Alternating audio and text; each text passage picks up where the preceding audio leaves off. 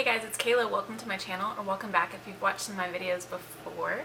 As you can tell, I am filming another video while I'm on vacation, but it rained the whole time I've been here, and I'm an early riser, and these are all the excuses I have, but I also really like making booktube videos, so it seems like it makes sense to make them while I'm on vacation because it's something I like doing, and you do things you like doing on vacation.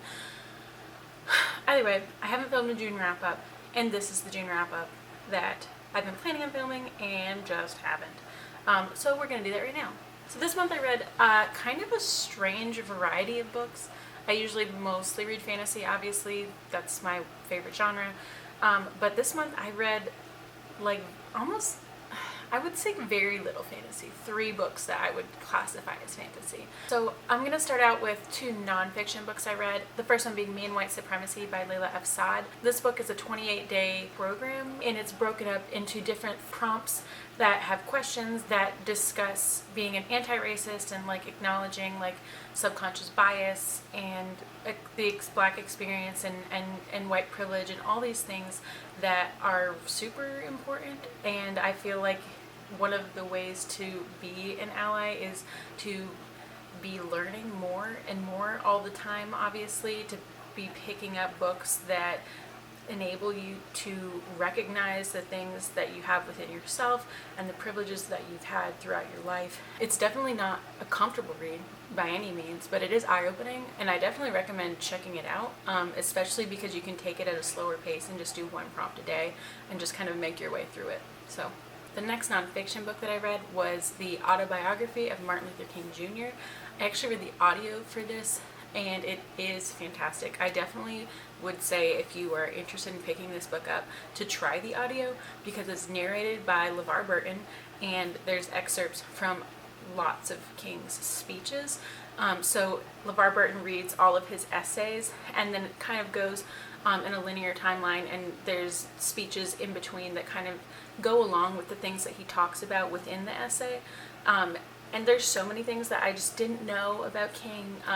One of the things I learned was that the I Have a Dream speech he was attempting to write the night before, and he just couldn't find the words, and a lot of it was impromptu, and it's like his most famous speech ever. And I thought that was, I mean, Jesus Christ, that man can write. Like, that man was such a great orator. Like, his essays, his writing, his speeches, oh my gosh. Like, it gives me goosebumps. It definitely highly recommend that book.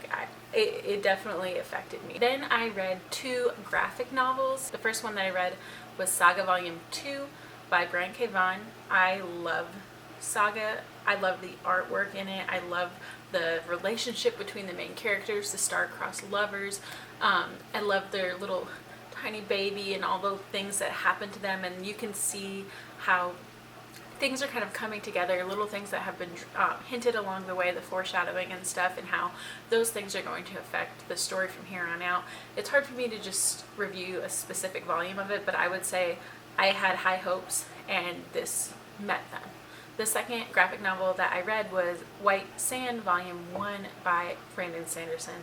And it was kind of weird to read both of these in the same month because Saga, the art style appeals to me so much, and the art in White Sand does not so much.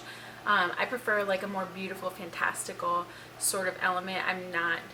I'm not really drawn to like the anime style, and that's sort of what White Sand is, because he was inspired by his experiences in Korea when he went into developing White Sand and then chose to make it a graphic novel. But either way, it's definitely standard Sanderson, I would say, as far as like magic system goes. It's like sand mastery, very visual, very beautiful. I definitely think that part of it is really interesting. The world building for me is not really there yet, and same with the character work. But like I said, this is the first volume of it. Graphic novels are not something that I feel like I'm well versed in. This is only the second set of them that I've attempted to read, Saga being the first. So I don't know that I have a great opinion as far as that goes, but I did enjoy it, and I'm going to continue it. This is also in the Cosmere, which I didn't realize, so it's one of the reasons also that I'm like, I've got to read these books, because I know that there is a world hopper in it. So, okay.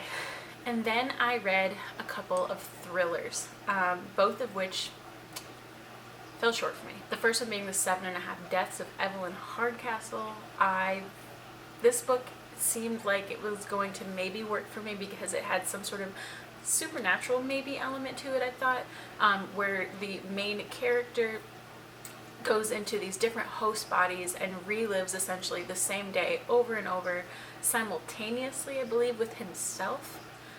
Or maybe all the days happen at the same time. It wasn't explained all that well. And one of the things that I really detested about this book was that some of the information that you learn retroactively. So instead of like the reveal would happen, and then they'd be like, oh, well, if you didn't know that, blah, blah, blah, blah. And of course you didn't know because they didn't freaking tell you, okay? That's not a reveal. That's terrible writing. I'm sorry. I just did not like that aspect of it at all. I feel like if you're reading a whodunit, you should be able to figure out who done it. You know, that's part of it. It's the fun of figuring it out. And if you're not given pertinent information to figure out who did the thing, then I don't want to read it. And also the whole reasoning behind why these people were in these host bodies in general was a cool concept that wasn't discussed at all, really. I feel like that should have been a larger element in the book. And maybe that reveal. There's multiple reveals, none of which are satisfying, none of which are revealed in a way that is shocking. And I don't know. For a book that had so many things that I thought could have been really interesting, it was actually really boring. The next thriller that I read was The Turn of the Key by Ruth Ware. And this book was very disappointing. Because I thought, first of all, I don't read thrillers. I'm a freaking chicken, okay? I don't like to read things like that. But I'm trying to get out of my comfort zone, my little, fantasy bubble, and try different things. And this month I did that with lots of different genres. So thriller was one of the ones I wanted to attempt. And Ruth Ware is the thriller author that I see all the time, and I've heard The Turn of the Key is fantastic. Well, it was up until it wasn't. So the thing about thrillers is if the ending isn't good, the whole book might as well just not exist in my world, because it doesn't matter how much I enjoyed getting to the end. If the end isn't satisfying, then it doesn't matter. I'm sorry, it just doesn't. And so there were so many elements that I thought were foreshadowing in it, and up until the end I was like, wow, Ruth Ware, she is a fantastic author. Look at all this foreshadowing. This ending is going to be so intense and so good. And I just was like going left and right, and look at this setup here, and oh my gosh, this is so good. And then the ending happened and I was like, what? That's it? That's the ending? Like, it was so underwhelming to me. I hated it. I actually hated it. It went from being a 5-star read, like, the entire time, to 3 stars because the ending was so bad. That's how I felt about it, and I didn't like it. Here's 2 more books. I guess these are more literary fiction, but one is more YA, and it's also classified as fantasy in my library, which is so weird. But this one is Sing Unburied, Sing by Jasmine Ward, and this is a young adult book about a black boy who goes basically on a car ride with his drug addicted mom and his sister and her like druggy friend, and most of the book takes place in the car. And it is very interesting. I will give it that. There were elements of it that I thought were really well done, and that made me uncomfortable. Like, there's a couple parts where I thought something was going to happen to the little girl, Kayla. Anytime I think something bad is going to happen to a child, I'm immediately like on the edge of my seat, and that element was drug out throughout the car ride. And so the whole car ride I was like, oh god, like when is the shoe gonna drop? When is the thing gonna happen? And that didn't end up being a thing. It was something that I thought was going to happen and then didn't. But it's just the relationships between the characters, the grandparents and the main character, the mom, the dad, who they're going to pick up from prison, which is why they're in the car. They're going to get him. They're picking up drugs on the way. It's just a lot of things that happen in it. I don't know. The issue that I mostly took with this book is that there's ghosts, but they're like, and I was fine with them like being able to see ghosts. One of the things that they discuss is them having this sort of, I don't know, vision and like all these little like bayou type magical sort of elements to it, but more like in medicine or, you know, just like kind of an old wives' tale type situation, which, or folklore. I don't know. I didn't know a lot about it, but I thought it was an interesting element to it, that it was a cool like cultural thing that this family had. But the ghost played a little too much of an integral role for me, for it not to be fantasy. I don't know. It just felt, I wasn't impressed by it. I didn't mind them like maybe learning about the history of things through it, I guess, but I just, there was too much riding on the ghost for me. But I still enjoyed the book. I think it's a good book. It's short. I think it's an 8-hour audio, so I flew through it. I mean, I liked it, but I wasn't in love with it, and those are some of the reasons why. Okay, so my book club book this month was the 7.5, oh my gosh. Okay, so I read the 7, Jesus Christ. I can't even say it because the names are too similar. The 7 Husbands of Evelyn Hugo. I read that. When I say this book, all I can think about is 7.5 Deaths of Evelyn Hardcastle. I actually read that book this month because I kept mixing the titles up, and I was like, let's just go ahead and knock this out. Let's just read them both, see how I feel. Evelyn Hugo is so much better. It is such a good book. It seems like it would be a little bit more shallow than it is because it's just, you know, about a Hollywood starlet, but her life, the things she has to overcome from poverty in childhood and being a Cuban woman in a world that is run basically just by white people in a business that she can't get ahead in unless she whitewashes herself, dyes her hair blonde, changes her name. So she does all of this because she just wants, her mother died, it's something she wanted to do, and she has no family, and she just wants to be able to be successful, and this is how she knows she has to do it. It also deals with LGBTQ plus issues in the 50s, 60s, 70s, 80s.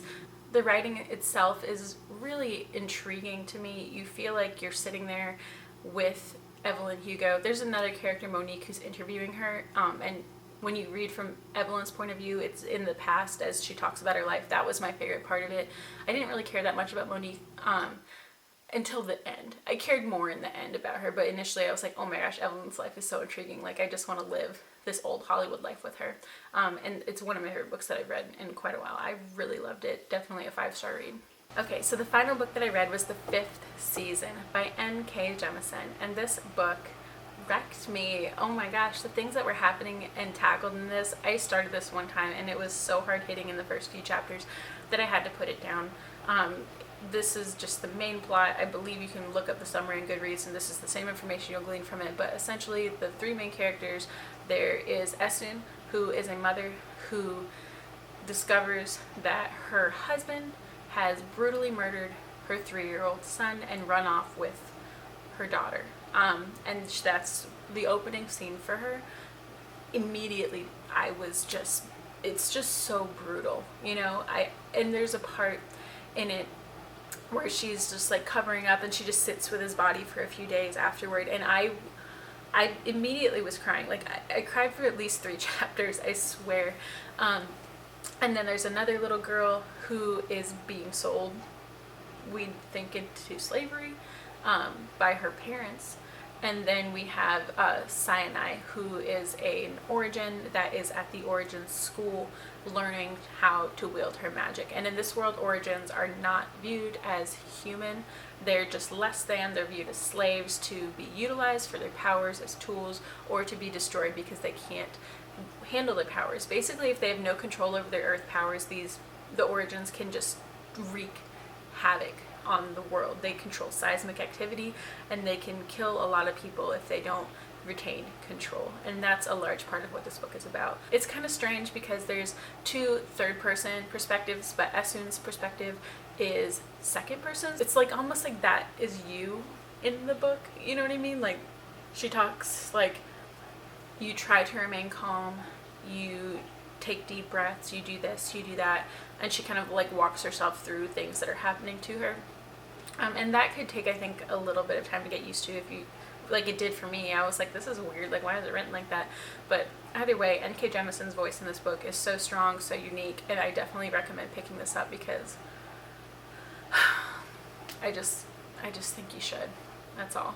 Okay, so that is all the books that I read this month. It's 9 books, 2 of which are graphic novels, so those I kind of flew through. But kind of a strange reading month for me, very different. I've been trying to read more things other than fantasy, but this month I'm pretty heavy on the fantasy. So, but I am attempting some Stephen King, which is not on my TBR because I've already changed it. That is the world, isn't it? The world of BookTube. We just have all these goals, and I want to read all these books, and then things happen, and then I'm a mood reader, and now, I don't know. So we'll see. I am reading some other books, though, that I'm supposed to be reading. So I'll have myself on the back for that and call it a day. So let me get out of here. I have to pack my things because today is my last day. Thank you guys so much for watching. Like, comment, and subscribe if you'd be so kind. Ring the bell if you would like to see more content from me. I have lots of videos filmed now, pre-filmed. Who am I? Who even am I? You know? But stay tuned, you guys, and there'll be more to come.